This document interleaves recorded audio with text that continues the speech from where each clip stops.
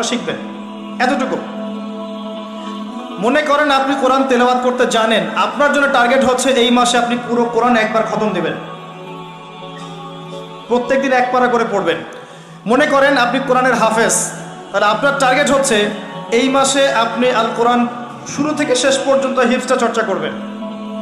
এক একজনের দায়িত্ব এক এক রকম। মনে করেন আপনি কোরআনে হাফেজ, আরবি ভাষা বোঝেন, মাশাআল্লাহ, আরবি ব্যাকরণ বোঝেন, কোরআন তিলাওয়াত করতে জানেন, আলহামদুলিল্লাহ। এখন এই মাসে আপনার দায়িত্ব হচ্ছে আপনি কোরআনের ভিতরে ঢুকবেন, ঢুকে অর্থগুলো গবেষণা করবেন। এক এক মানুষের সেকশন এক এক রকম। এবং যারা স্কলার, বিজ্ঞ আলেম, তারা কোরআন থেকে গবেষণা করে এই মাসে নতুন নতুন দার্স মানুষকে দিবে, কোরআন মানুষকে শেখাবে। কীরকম করে? ফর এক্সাম্পল, মনে করেন আপনি কোরআন খুলেছেন, এখানে একটা সূরা বের হলো, সূরাতুল লুকমান। কি নাম? সূরা লুকমান। আপনি পড়া শুরু করলে সূরা লুকমান মাক্কি সূরা না মাদানী সূরা? সূরা লুকমানের আয়াত সংখ্যা কত? সূরা লুকমানের মেইন পয়েন্টসগুলো কি কি? তাফসীর আপনার বাসায় থাকবে, যেটা আপনি বেশি পছন্দ করেন, মারিফুল কোরআন হোক, ইবনে কাসির হোক বা জালালাইন হোক, যেটা আপনার কাছে বেস্ট মনে হয় খুলবেন, নোট আউট করবেন, খাতা নেবেন, খাতা কলম নেবেন, সূরা লুকমান মাক্কি সূরা না মাদানী সূরা লিখবেন, আয়াত সংখ্যা কত, রুকু সংখ্যা কত, এই সূরার মূল পয়েন্টসগুলো কি কি, আয়াত নম্বর 1 কি বলেছেন আল্লাহ পাক, পড়ছেন, লিখছেন, পড়ছেন, লিখছেন। আমি একটা এক্সাম্পল দিচ্ছি, আমি আপনাকে শেখাচ্ছি কিভাবে আপনি স্টাডি করতে পারেন। মনে করেন আপনি চলে আসলেন 12 নম্বর আয়াতে, এসে দেখলেন আল্লাহ পাক বলছেন, একটা প্রসঙ্গে বলছেন, ওয়ালাকাদ আতাইনা লুকমানাল হিকমা আনিশকুর লিল্লাহ ওয়া মান ইয়াশকুর ফাইন্নামা ইয়াশকুরু লিনাফসিহি ওয়া মান কাফারা ফাইন্নাল্লাহা গনিয়্যুন হামিদ। একটা আয়াত, 12 নম্বর আয়াত।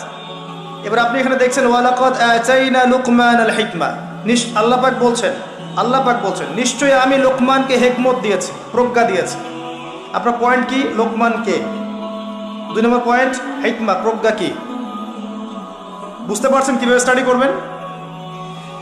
লুকমান কে? ওয়ালাকাদ আতাইনা লুকমানাল হিকমা, আমি লুকমান আলাইহিস সালামকে হিকমা দিয়েছি। অনেকে বলেন তিনি নবী ছিলেন, আবার অনেকে বলেন তিনি নবী ছিলেন না, তিনি একজন আল্লাহর ওলি ছিলেন। প্রসঙ্গ যেটাই হোক, আল্লাহ বলছেন তাকে আমি হিকমা দিয়েছি, প্রজ্ঞা দিয়েছি। হিকমা কি জিনিস? হিকমা কি? দূরদর্শিতা, প্রজ্ঞা, বিচক্ষণতা, প্রচণ্ড গভীর জ্ঞান দিয়েছি। ওই যে খিদর আলাইহিস সালামের মতো দূরদর্শিতা সম্পন্ন। নৌকা ফুটা করছি কেন? পিছনে জলদস্যু আছে তাই। বাচ্চাকে হত্যা করছি কেন? এই বাচ্চা বড় হলে কাফের হয়ে যাবে, এই জন্যে। এই দেয়াল নির্মাণ করলাম কেন? দেয়ালের নিচে এতিম বাচ্চার সম্পত্তি আছে। এই যে প্রজ্ঞা, দূরদর্শিতা। মুসা আলাইহিস সালাম বুঝতে পারছেন না কেন নৌকা ফুটা করছেন, কেন আপনি বাচ্চাকে হত্যা করলেন, কেন দেয়াল নির্মাণ করলেন। মুসা আলাইহিস সালামও কিন্তু একজন নবী।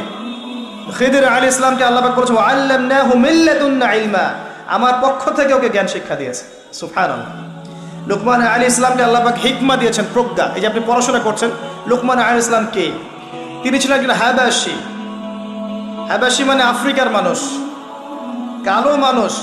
3 জন ব্যক্তির জন্য জান্নাতে বড় মর্যাদা আছে। একজন বেলাল রাদিয়াল্লাহু আনহু, কালো মানুষ, একজন লুকমান, এই যে হাকিম আলাইহিস সালাম, আর একজন হচ্ছেন বাদশা নাজাশী, আবিসিনিয়ার বাদশা। এই 3 জনের জন্য জান্নাতে বড় মর্যাদা আছে। লুকমান আলাইহিস সালাম আফ্রিকার একজন মানুষ, ইথিওপিয়া, এরিট্রিয়ার মানুষ, একজন বিজ্ঞ মানুষ। নবী ছিলেন না বলেই বেশি কথা এসেছে। আর তাকে আল্লাহ পাক প্রজ্ঞা দিয়েছিলেন। প্রজ্ঞা মানে হিকমা। এরপর আল্লাহ কি বলেছেন? আনিশকুরুল্লাহ,